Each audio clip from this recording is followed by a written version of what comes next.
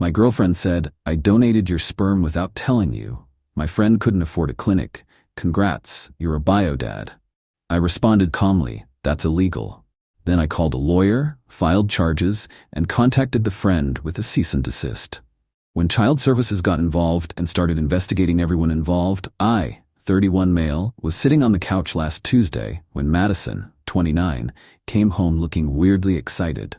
We'd been together for almost 2 years, living together for 6 months. She worked in HR, I'm a software developer. Normal couple stuff.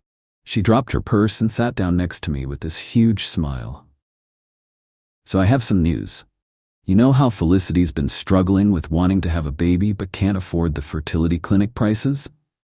Felicity was her best friend from college. I'd met her maybe 5 times. Single, worked as a receptionist at some dental office, wanted to be a mom but didn't want to wait for a partner. Fair enough, her life. Yeah? I said, not sure where this was going. Well, I helped her out. Remember those samples you gave at the urologist last year when you were worried about that infection? My blood went cold. What about them? She was still smiling, like she'd done something amazing. I work in medical billing, so I have access to the lab system. I convinced the technician I knew to let me have one of your frozen samples, told her it was for us, for our future family planning. Then I gave it to Felicity. She did an at-home insemination last month, and it worked. She's pregnant. Congrats, you're going to be a bio-dad. I stared at her. My brain couldn't process what I was hearing. You? What? I helped Felicity get pregnant, with your sperm. She couldn't afford the $15,000 for a clinic and donor sperm, so I figured since we're probably going to have kids together anyway, why not help her out? You've always said you wanted to help people. The room was spinning. Madison, that's my biological material. You can't just give that away. That's illegal. She rolled her eyes. Oh, don't be dramatic. It's just some cells. You aren't using it, and now Felicity gets to be a mom. Isn't that beautiful? No, I said, my voice way calmer than I felt. That's reproductive theft and fraud, and probably half a dozen other crimes. Crimes? She laughed. You're being ridiculous. It's a favor between friends. Nobody got hurt. I stood up, pulled out my phone, started recording. Madison, I need you to explain again, on camera, exactly what you did. Why are you recording me? Because what you just admitted to is multiple felonies, and I need documentation. Her face changed, first confusion, then anger. Are you serious right now? I did something nice. I helped my best friend become a mother. You should be honored. Honored that you stole my genetic material and used it without my consent? That you committed fraud to access medical records and samples? That you potentially made me legally responsible for a child I never agreed to father? You're overreacting. No, I'm calling a lawyer, right now. I walked into the bedroom and shut the door. My hands were shaking as I searched for a reproductive rights attorney in our area. Found one with good reviews, left a voicemail explaining the basics and asking for an emergency consultation. Then I called the urologist's office, explained what happened. The receptionist transferred me to their office manager, who transferred me to their legal department. Within 15 minutes, I had confirmed they were launching an internal investigation into how my sample was accessed and removed from storage. When I came back out, Madison was on the phone. I don't know, he's freaking out about it. Yeah, I told him, he's being such a jerk about this, Mom. I sat down and waited for her to finish. She hung up and glared at me. My mom thinks you're being selfish. Your mom doesn't understand the law. What you did is theft. And depending on how the friend used the sample, there could be additional charges. If she forged any documents claiming to be me or claiming I consented, that's fraud too. Oh my God, stop. You sound like such an asshole right now. Felicity is over the moon. She's finally going to have the baby she's always wanted. Why can't you just be happy for her? Because I didn't consent to fathering her child, Madison. Consent matters in everything. It's not like you have to raise it. She's not asking you for anything. That's not how it works legally. And even if it was, that's not the point. The point is you violated my bodily autonomy. You stole genetic material from me. You committed crimes to do it. She stood up, grabbed her keys. I can't deal with you right now. I'm going to Felicity's. Maybe you'll calm down by the time I get back. She left. I sat there for a long time, just processing. Then I made a list, called a criminal defense attorney my coworker had recommended once, left another voicemail, started documenting everything, the date I gave the sample, the date she told me, her exact words, the recording I'd made. The attorney called back that night. His name was Vincent, been practicing for 20 years. I explained everything. Holy hell, he said. Okay, first thing tomorrow, you need to file a police report. This is reproductive coercion, theft, fraud, probably HIPAA violations on the medical facility's part. Second, we need to get ahead of any potential paternity claims. Third, you need to decide if you want to pursue civil damages. What are we looking at here? For her, criminal charges that could mean jail time. For you, you need protection from any future claims on that child. The fact that she's already born or will be born doesn't make this legal. You had no knowledge, no consent. We can establish that from the start. And my girlfriend? Ex-girlfriend, I'd recommend. She committed serious crimes, and she doesn't seem to understand that. Update 1. Filed the police report Wednesday morning. The detective's face, when I explained what happened, was something else. He said they'd seen reproductive coercion cases before. Women stealing condoms, men sabotaging birth control, but never quite like this. The medical facility angle makes this bigger, he said. That's federal stuff, potentially. HIPAA, medical records fraud, will need to coordinate with the DA's office. Madison came home that evening. I'd packed her stuff, had it in boxes by the door. What is this? She asked. You need to leave. Are you kidding me? You're kicking me out? You committed multiple felonies, Madison. Yes, I'm kicking you out. You need to find somewhere else to stay. I paid rent here. Your name's not on the lease. You paid me rent. Here's the prorated amount for the rest of the month. I handed her a check. Take your things and go. You called the cops? She was looking at her phone. Felicity just texted me. Detectives came to her work and questioned her. What the hell, Nathan? What did you think was going to happen? You stole medical samples and gave them away. That's a crime. It was a favor. It was theft. Her mom showed up 20 minutes later. Janet, mid-50s, worked as a paralegal. You'd think she'd understand the legal implications. You'd be wrong. Nathan, this is absurd, Janet said, barging in. Madison was trying to help someone. You're going to ruin her life over this? She ruined her own life by committing crimes. She didn't hurt anyone. She stole my genetic material. She violated my reproductive rights. She committed fraud to access medical records. Those are serious crimes, Janet. Nobody sees it that way. It's just a favor between friends. The police see it that way. The DA's office will see it that way. And honestly, I don't care how you see it. Madison was crying now. I can't believe you're doing this. I thought you loved me. I did, before you proved you don't understand consent or basic legal boundaries.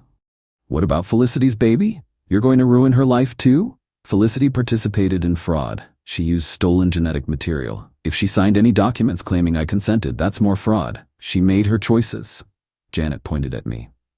You're a cold, heartless bastard. That baby is innocent. The baby is also not my responsibility. I never agreed to father it. When this goes to court, that'll be established. When this goes to court? Madison's voice went shrill. You're suing us? My lawyer's drawing up a cease and desist for Felicity. She's not to contact me, not to list me on any birth certificates, not to make any claims of paternity. If she violates that, yes, there will be a civil suit. The criminal charges are already filed. My phone rang. Vincent, I answered. Nathan, just got word from my contact at the DA's office. They're taking this seriously. Probable cause for multiple charges. They want to interview you tomorrow. Understood. Madison was staring at me. Who was that? My attorney. You actually hired a lawyer? For this? For multiple felonies, yes. Janet grabbed Madison's arm. Come on, honey, we're leaving. Let him rot in his self-righteousness. They loaded up her boxes. Before leaving, Madison turned back.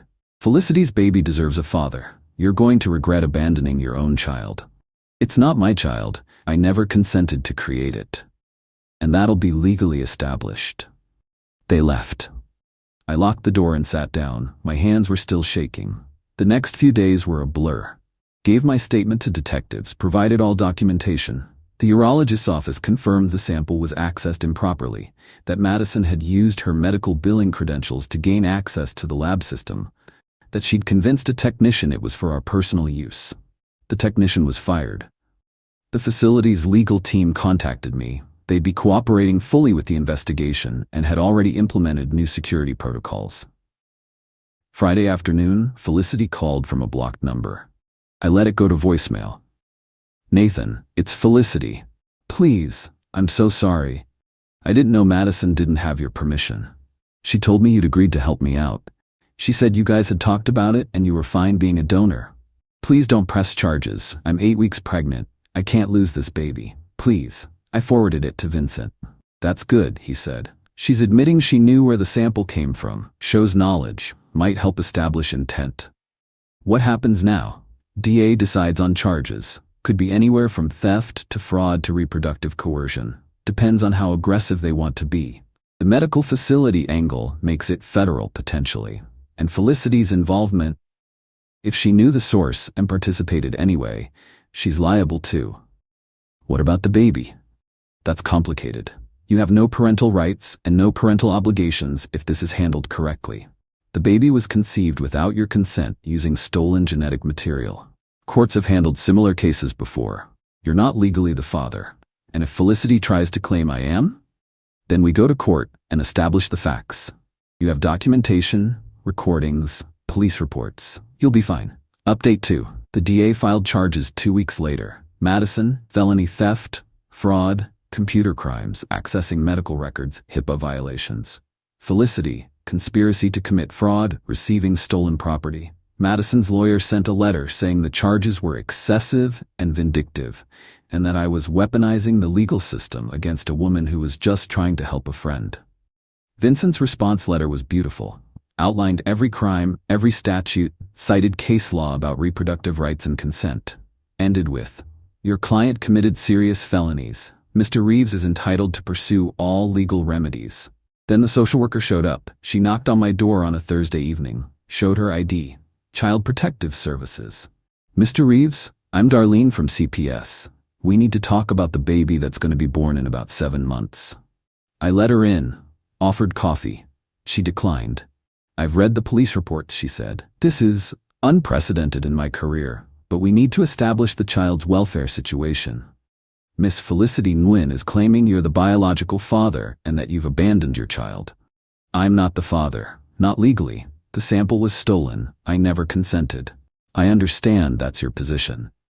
But biologically, if this baby is born and tests show you're the genetic father, there are welfare considerations, which should be addressed to the person who stole my genetic material and the person who used it knowing it was stolen. That's not how CPS works, Mr. Reeves. We're concerned with the child's well-being. And I'm concerned with the violation of my reproductive rights. I have no obligation to this child. I never agreed to father it." She made notes. "Have you considered that once this child is born, they might want to know their biological father? That child can know their biological father was the victim of a crime, that their mother participated in fraud, that none of this was consensual. You seem very detached from this situation." "Because I am. This child is not mine in any meaningful way. It's the product of theft. The court will decide that. Yes, it will, and I have extensive documentation proving I never consented to any of this." She left after an hour of questioning. Vincent said it was standard procedure but irritating. "They're trying to establish if you're going to be a resource for the child," he explained.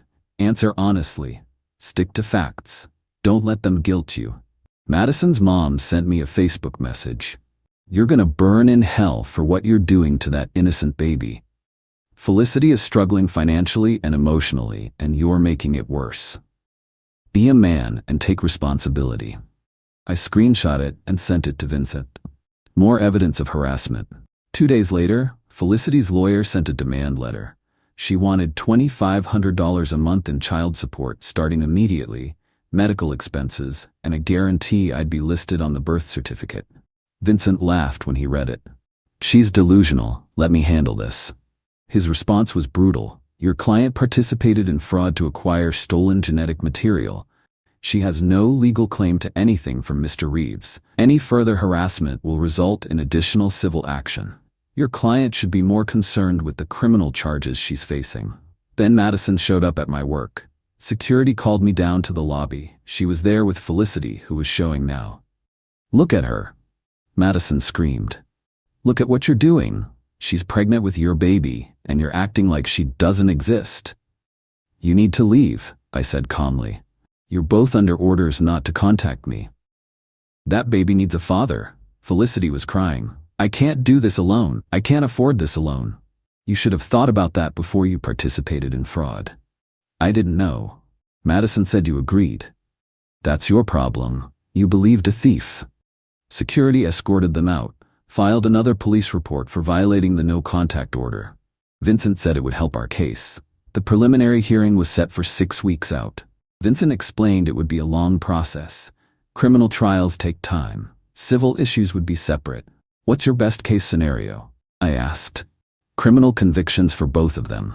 Clear establishment that you have no parental rights or obligations. Civil settlement for your legal fees and emotional distress. Restraining order that holds up. Worst case, they plead down to lesser charges. You still get your parental rights clarified, but they do less time. Felicity raises the kid on her own. You're free, but it's messy. I can live with messy as long as I'm free." Madison's parents tried to approach me at a coffee shop. I got up and left. They followed me to my car. "Please," Janet said.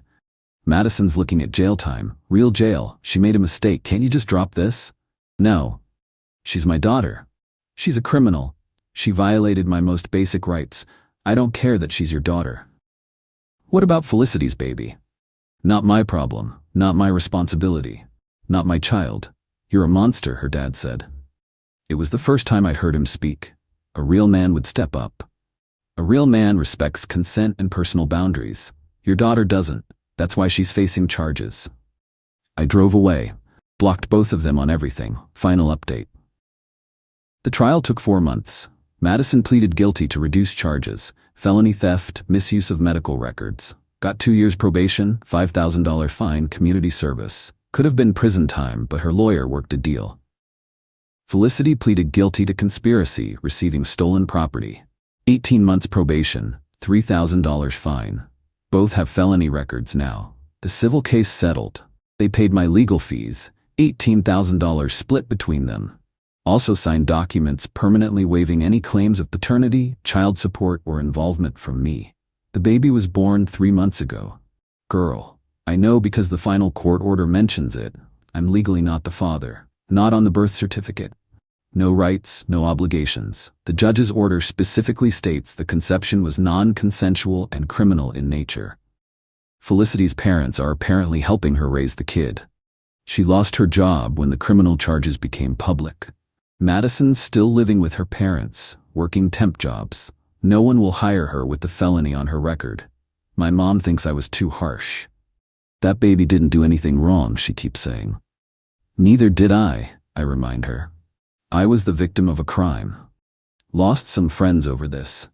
People who think I should step up or be the bigger person. Apparently, my boundaries and consent don't matter as much as a baby that wouldn't exist if not for crimes committed against me. My therapist says I'm handling it well, considering. Says most people couldn't process this level of violation. The nightmares are getting better. The ones where I wake up panicking about legal papers or child support claims. Dating's off the table for a while. Hard to trust anyone after someone you loved used your body against you. That's what it was. She used my body, my genetic material, without permission. Violated me in one of the most fundamental ways possible. Vincent says if Felicity ever tries to contact me or make any claims, we go straight back to court. The settlement agreement is ironclad. She signed away any rights to involve me. If she violates it, she pays penalties and potentially more jail time. Sometimes I wonder about the kid. Not because I feel paternal, I don't. But because she's going to grow up eventually and find out how she was conceived. That her existence started with her mother participating in a crime. That her biological father wanted nothing to do with her because he never consented to creating her. That's sad. But it's not my responsibility to fix it. I didn't create that situation. Madison and Felicity did. I sold my place last month, moved across the state. New job, new apartment, new everything. Can't risk running into them accidentally. can't risk Felicity deciding a few years from now that she wants me involved after all. My new therapist says that's understandable, that I'm allowed to protect myself, that I'm allowed to enforce my boundaries even when other people think I'm wrong. The whole thing still feels surreal sometimes, like it happened to someone else. But then I see the court documents, the settlement agreement, the restraining order. All very real. All proof that two people I trusted committed crimes against me and thought they were doing something good. Madison sent a letter last week. Not to me, she knows better, but to my lawyer who forwarded it, said she understands now what she did was wrong, that she's in therapy, that she hopes someday I can forgive her. I won't. Forgiveness is for people who make mistakes. What she did wasn't a mistake. It was deliberate, calculated theft of my genetic material for someone else's benefit. She chose her friend's wants over my fundamental rights. That's not a mistake, that's who she is. And I'm glad I found out before we had kids together, before I married her, before I tied my life to someone who doesn't understand consent. The legal stuff is over, the emotional stuff will take longer. But I'm free. No child support, no custody battles, no ties to people who violated me. That's the win. Not a happy ending, not closure, just freedom. And some days that's enough.